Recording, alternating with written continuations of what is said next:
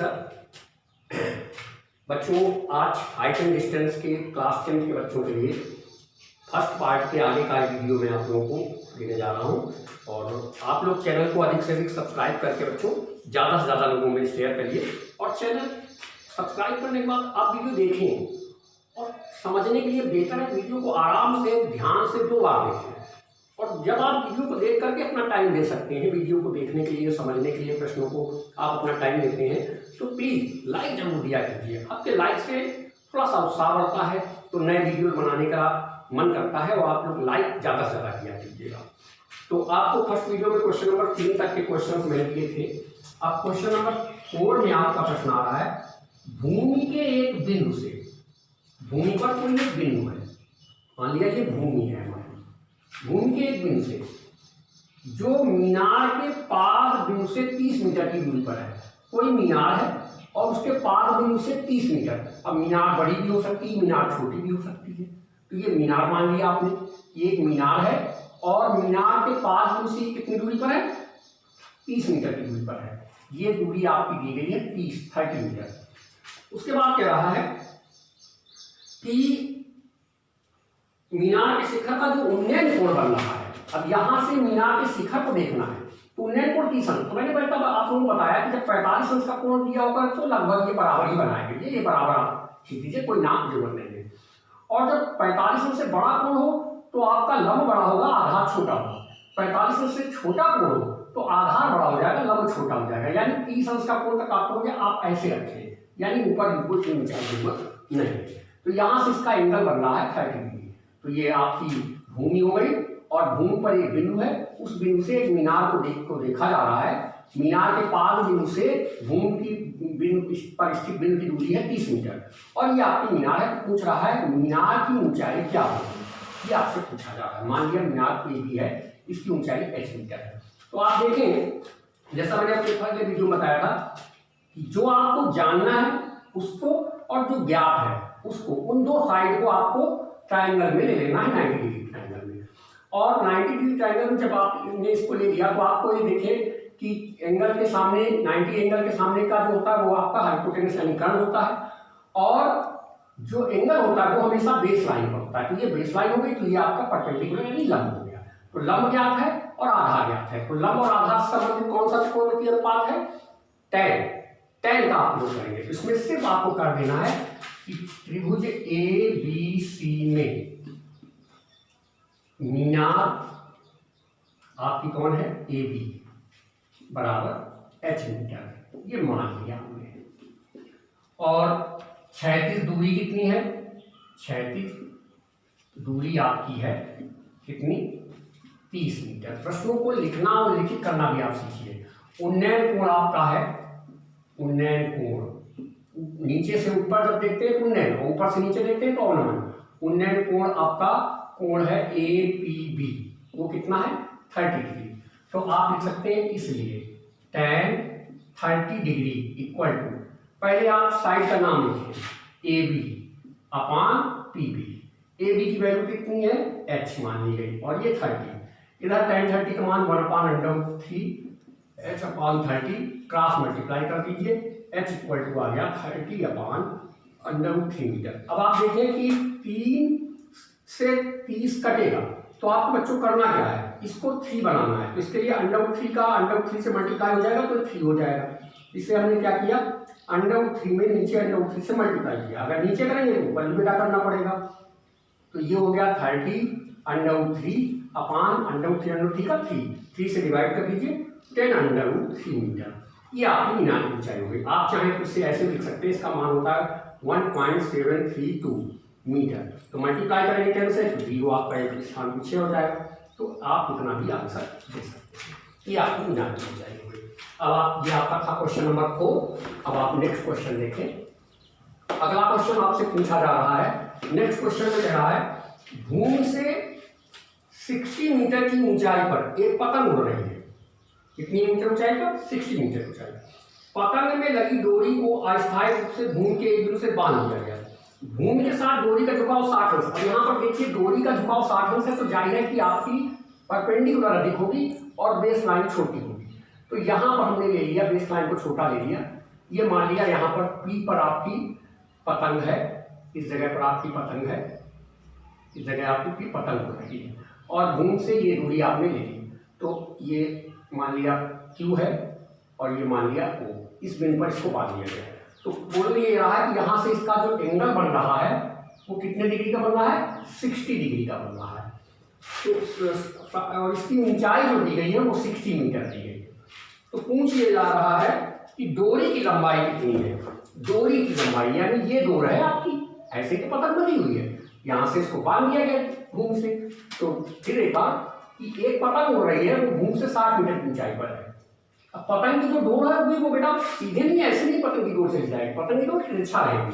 तो तिरछा होकर वो कौन से रूप में रहेगी, कर्ण के रूप में रहेगी। तो ये आपको लंबाई जाननी है कर्ण की। और ये घूम के साथ डोर का जो तनाव है वो कितने डिग्री का एंगल बना रहा है, 60 डिग्री का एंगल बना रहा है। तो आपसे पूछा है डोर की लंबाई, तो डोर की लंबाई कर्ण हो गई, आपको कर्ण जानना है और लंब आपको ज्ञात है। तो आप इसी ट्रायंगल में ले लेंगे, उल्लेख उसी प्रकार से कर दीजिए कि पतंग की ऊंचाई कितनी है और डोर की लंबाई कौन है। माना पतंग की ऊंचाई, पतंग की ऊंचाई PQ कितनी है, 60 मीटर। डोर की लंबाई, डोर की लंबाई वो कितनी है बेटा, OP, OP है और इसको आपको ज्ञात करना है। और भूमि कौन है, OP। कोण आपका जो बन रहा है POQ वो बन रहा है 60 डिग्री। तो इन ट्रायंगल POQ में क्या हो जाएगा, आपको कर्ण जानना है और लंब, लंब और कर्ण में कौन संबंध होता है, साइन आपको याद आ रहा है, साइन लगा दीजिए, साइन 60 डिग्री। लंब कौन है, PQ और कर्ण कौन है, OP। PQ की माप 60 है और इसकी माप आपको ज्ञात करनी है OP की। साइन 60 का मान कितना होता है, √3/2 इक्वल 60/OP। ठीक है, अब आप क्रॉस मल्टीप्लाई करिए, OP में मल्टीप्लाई हो गया √3 का और ये मल्टीप्लाई हो गया 120, ये आपका अपान चला गया, OP = 120/√3। और 12 3 से कटता है तो इसको भी हम वही कर दें जो अभी आपने पिछले क्वेश्चन में किया, √3 से ऊपर नीचे मल्टीप्लाई कर दें। तो ये आपका 3 हो जाएगा, 120/√3/3 मीटर। 4 3 से डिवाइड कर दें, 40/3 मीटर। और आप चाहें तो 40 में 1.732 का मल्टीप्लाई कर दें, ये आपका डोर की लंबाई हो जाएगी। नेक्स्ट क्वेश्चन, क्वेश्चन नंबर 5 के बाद आपको मैं बताने जा रहा हूं इसका आप क्या करेंगे बच्चों। क्वेश्चन नंबर 6 है, 1.5 मीटर लंबा एक लड़का है, 30 मीटर ऊंचे भवन से कुछ दूरी पर खड़ा है। जब वह ऊंचे भवन की ओर जाता है तब उसकी आंख से भवन के शिखर का उन्नयन कोण 30 अंश से 60 अंश हो जाता है। बताइए भवन की ओर कितनी दूरी तक चलकर गया। एक भवन है, भवन 30 मीटर ऊंचा है, इसकी ऊंचाई है 30 मीटर। मान लिया AB भवन है और एक लड़का है 1.5 मीटर ऊंचा, ये यहाँ इसकी ऊंचाई 1.5 मीटर। अब लड़का आगे भी बढ़ेगा तो इसकी ऊंचाई तो 1.5 मीटर ही रहेगी। तो बच्चे की आंख उसकी ऊंचाई के हिसाब से मान ली जाएगी। तो यहाँ जहाँ से मैंने आपको पिछले वीडियो में बताया कि आप जहाँ से देखें वहाँ से एक क्षैतिज रेखा बच्चों जरूर ले। तो यहाँ से हम एक क्षैतिज रेखा ले रहे हैं, जो ये ऊंचाई है ये आपने इस क्षैतिज रेखा को ले लिया। ये हर जगह 1.5 मीटर ही रहेगी, चाहे यहाँ नापी जाए ये 1.5 मीटर ही रहेगी बेटा। तो यहाँ से उसने जब देखा उसका उन्नयन कोण तो कितना अंश भवन के शिखर का उन्नयन कोण दिखाई दिया, 30 डिग्री का दिखाई दिया। उसके बाद वो कोई एक और आगे बढ़ करके कुछ समय बाद मान लिया वो यहाँ पर आ गया, यहाँ भी उसकी ऊंचाई कितनी रहेगी, 1.5 मीटर ही रहेगी। और तब उसने इसका देखा एंगल तो कितने डिग्री देखा, 60 डिग्री का एंगल देखा। तो वो प्रश्न ये कर रहा है कि वह भवन की ओर कितनी दूरी चलकर गया, यहाँ से यहाँ तक ये चलकर गया। तो हम इस पॉइंट को मान लिया ये आपका है पॉइंट P और पहुंच गया Q पर। तो PQ की दूरी जानना चाहता है तो हम इसे मान लें R। अब आप देखें कि इस दूरी का आपस में नीचे से हमें कोई मतलब नहीं रह गया, यहाँ कहीं एंगल बन ही नहीं रहा है। एंगल कहाँ क्रिएट हो रहे हैं, इस क्षैतिज लाइन पर क्रिएट हो रहे हैं। तो हमें इन ट्रायंगलों को लेना होगा 90 डिग्री के एंगल के सापेक्ष जो भी आपको कोण दिया जाए। कैसे लेते हैं बच्चों, आप 90 डिग्री का कोई भी आप ट्रायंगल लीजिए तो एक कोण 90 डिग्री का शामिल कीजिए ट्रायंगल में और एक जो आपको दिया गया है या जो जानना है। आपको ये 30 अंश का कोण दिया है, 30 अंश के कोण से ये दो रेखाएं चल रही हैं और जाकर के यहाँ पर 90 डिग्री बना रही है। यानी एक बार हम त्रिभुज ले लेंगे APR। उसके बाद बेटा देखिए यहाँ पर ये 60 डिग्री का एंगल बन रहा है, यहाँ से दो लाइनें चल रही हैं और इन दो लाइनों को मिलाकर के जो एंगल 90 डिग्री बन रहा है वो ये बन रहा है। तो इससे हम त्रिभुज ले सकते हैं AQR। तो दो ट्राइंगल लेकर के हम दूरियां निकालेंगे, हम PQ की दूरी निकालेंगे, हम QR की दूरी निकालेंगे। तो उनको आपको क्या करना है, माना कैसे स्पष्ट करें, AB भवन कितने मीटर है, 30 मीटर। उसके बाद आप देखिए कि आपको लड़के की ऊंचाई कितनी दी गई है, लड़के की ऊंचाई दी गई है 1.5 मीटर। ये भी आपकी 1.5 दी गई।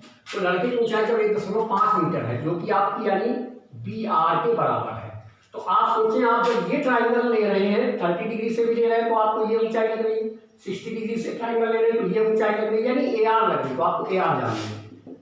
Then AR equal to AB minus BR, यानी कि 30 मीटर में हम 1.5 मीटर घटा दें तो कितना हो जाएगा। आप इसको घटाएंगे तो आप देखें, इसको आप ऐसे कर लें तो ये 0 हो गया आपका, यहाँ से हम आपने कैरी किया 1 तो हो गया 10, 5 पॉइंट लगाए, यहाँ 29 है, 9 से सब्ट्रैक्ट हुआ ये आपका हो गया था। तो ये आपका हो गया 280.5 मीटर। कौन चीज, AR आपका 280.5 मीटर हो गया। अब आप एक बार पहले ये ट्राइंगल ले लेंगे, इन ट्राइंगल APR 30 डिग्री के एंगल से जो ट्राइंगल बन रहा है 90 डिग्री के एंगल को ले करते हैं। ध्यान रखिएगा, एक आपको जो एंगल दिया जाए या पूछा जाए उस न्यून कोण को लेना है और एक 90 डिग्री एंगल लेना है, उससे जो ट्राइंगल बने उसी पर आपको याद करना है। इसमें हम क्या करें, हमें ये आपको AR मालूम है और बेस लाइन आपको जाननी है। तो लंब और आधार में संबंध आपका होता है tan का, तो tan 30 डिग्री आपका लंब कौन है AR, बेस कौन है PR। tan 30 का मान कितना होता है 1/√3। AR बेटा कितना है आपका, AR आप निकाल चुके हैं 28.5, PR आपको नहीं मालूम, क्रॉस मल्टीप्लाई कर दीजिए, PR इक्वल टू हो गया 28.5√3 मीटर। अब आप ले लीजिए इन ट्राइंगल AQR जो कि 60 डिग्री के एंगल और 90 डिग्री एंगल को सम्मिलित करके ये ट्राइंगल बन रहा है। इसमें आप अगर देखें तो tan 60 degree equal to AR/QR करेंगे। AR tan 60 का मान √3 है, AR की वैल्यू कितनी है 28.5 और QR आपको ज्ञात करना है, तो क्रॉस मल्टीप्लाई करेंगे तो ये अपान में आ जाएगा। QR आपका हो गया 28.5/√3। 8 5 13 2 15, 15 3 से कटता है, इसका मतलब संख्या 3 से कटेगी।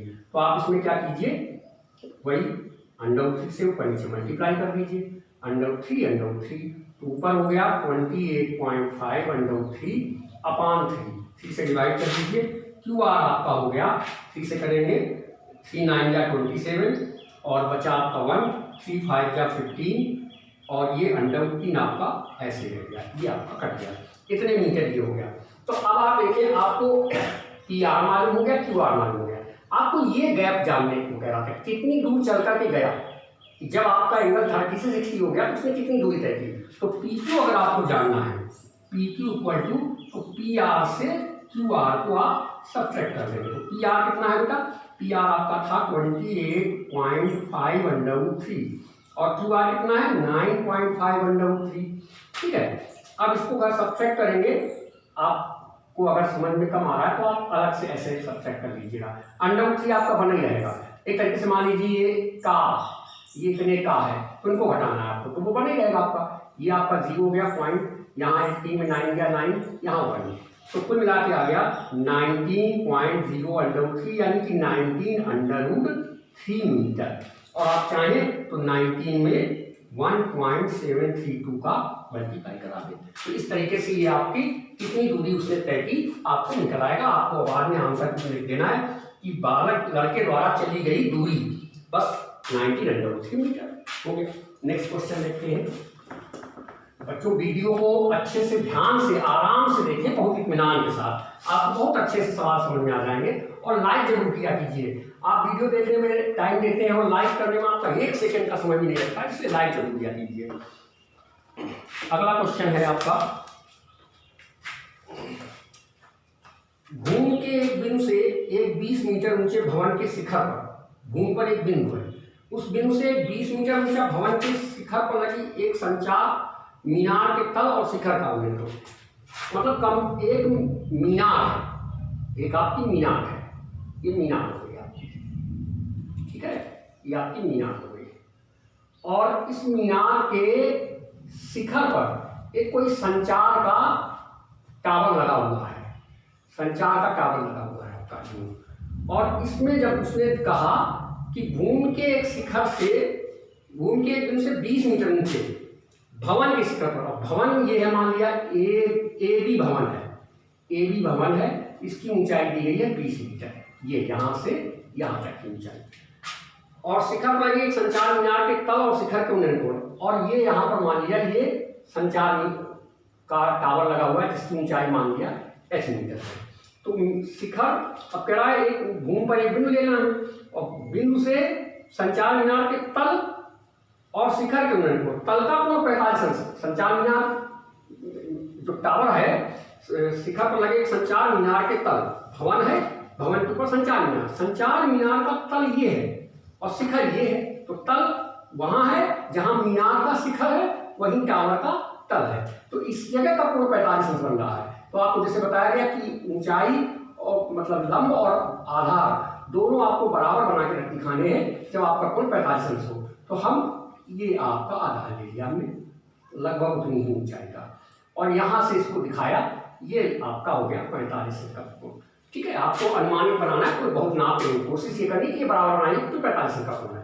और शिखर का उन्नयन कोण इसी बिंदु से उसने देखा तो कितने अंश का पाया, 60 डिग्री का पाया। ये एंगल आपका बन रहा है 60 डिग्री। मान लिया ये पॉइंट है O, और पूछ क्या रहा है, मीनार की ऊंचाई ज्ञात कीजिए। 20 मीटर ऊंचे भवन के शिखर पर लगी एक संचार मीनार, तो संचार मीनार की ऊंचाई आपसे पूछी जा रही है, आपको पूछ रहा है। तो आपको क्या करना है, भवन है, भवन के ऊपर संचार टावर लगा हुआ है, तो संचार टावर जो आपका लगा हुआ है टेलीकॉम टावर, उसके आधार का उन्नयन कोण भूमि के बिंदु से 45 अंश पर है और शिखर का 60 अंश पर है। तो ये आपसे पूछ रहा है। तो आप देखिए कि जैसा मैंने बताया कि जो एंगल दिए जाए, जो न्यून कोण दिए जाए, वो एंगल और 90 डिग्री का एंगल, तो यहाँ ये 90 डिग्री बन रहा है, आप देखिए ये आपका 90 डिग्री बन रहा है। तो 45 अंश का जब आपने कोण लिया तो आप यहाँ पर ये ट्राइंगल लेकर चलेंगे, तो इसमें 90 है और 45 है। तो इस ट्राइंगल का प्रयोग करना है। इस ट्राइंगल में हमको लंब मालूम है, तो हम जाने कौन, कोई ऐसी साइड जाने जो आपको अगले एंगल यानी जो 60 डिग्री का एंगल है उससे कौन ट्राइंगल बन रहा है, ये बन रहा है बेटा, AOC ट्राइंगल आपका बन रहा है। तो आप देखिए कि AOC ट्राइंगल और AOB ट्राइंगल में कौन सी चीज है जो कॉमन है, कौन सी साइड है जो कॉमन है, वो है AO। तो मान लिया ये x मीटर है, तो हम एक से x AO निकालें और दूसरे से भी AO निकालें, और दोनों को से AO निकाल करके ही हम अज्ञात को जान सकते हैं। तो हम सबसे पहले क्या कर देते हैं, पहले डिटेल लिख देते हैं, माना AB भवन इक्वल 20 मीटर और माना ABC टावर बराबर h मीटर, और उसके बाद भूमि पर बिंदु ले लिया O से एंगल BOA या कहते हैं एंगल AOB, वो कितना है 45 डिग्री, और एंगल AOC वो कितना है 60 डिग्री, और बाकी इसको मान लिया माना क्षैतिज दूरी वो आपकी कितनी हो गई AO इक्वल x मीटर हो गया। तो सबसे पहले हमने 45 डिग्री का एंगल ले लिया, फिर 60 का ले लेंगे, या पहले 60 का ले लें फिर 45 का ले लें। आपको इन्हीं दोनों एंगल्स जो ट्राइंगल बन रहे हैं उनसे लेना है। तो इन ट्राइंगल AOB क्या हो जाएगा, आपको करना क्या है, आपको बेस जानना है। आप 10 लगा सकते हैं, आप काट लगा सकते हैं। मान लीजिए आपने काट लगा दिया, काट 45 डिग्री, काट होता है बेस और परपेंडिकुलर के, आधार और लंब के रूप में, तो OA अपान AB ये सब लाल रखे कटता है से आप ले सकते हैं। इसमें आप इनके मान रख दीजिए, काट 45 का मान 1 हो जाता है, OA है आपका x और ये है आपका 20, क्रॉस मल्टीप्लाई कर दिया, x इक्वल टू आ गया 20 मीटर। फिर आप ले लें इन ट्राइंगल AOC क्या हो जाएगा, यहाँ भी आपने कॉट लगा दिया, कॉट 60 डिग्री। AC सॉरी आप बेस आप लेंगे OA और परपेंडिकुलर आप ले लेंगे AC। कॉट 60 का मान आपका हो जाता है जाकर के 1/√3।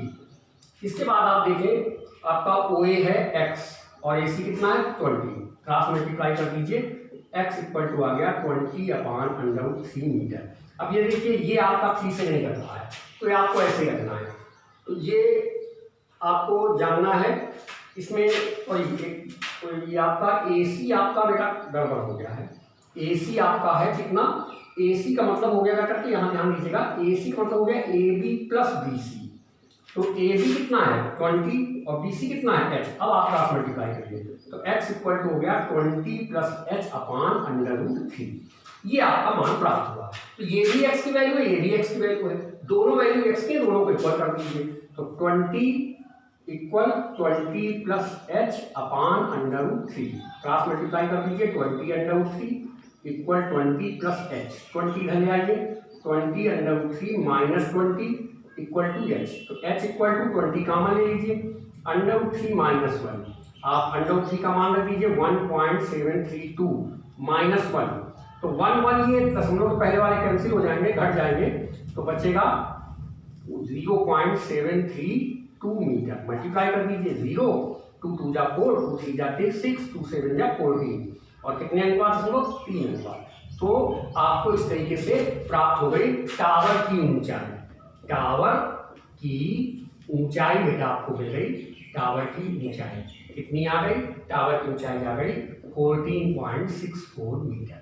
इस तरीके से आपका ये क्वेश्चन नंबर 7 हो गया।